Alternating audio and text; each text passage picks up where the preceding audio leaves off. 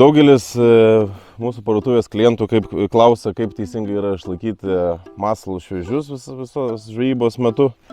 Tai dabar pakalbėsim trumpai apie uodo trūklio lervą.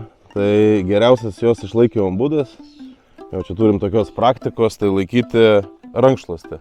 Rankšluostį būtinai reikia pilnai sudrėkinti, vandenį išspausti ir tada ten sudėti tą uodo trūklio lervą. Tada matilius visą dieną išbūna šviežias, raudonas ir gražus. Jeigu matom, kad rankšluostukas biškį padžiuvo, pasiėmam paprastą, parodysiu jums purkštuvą,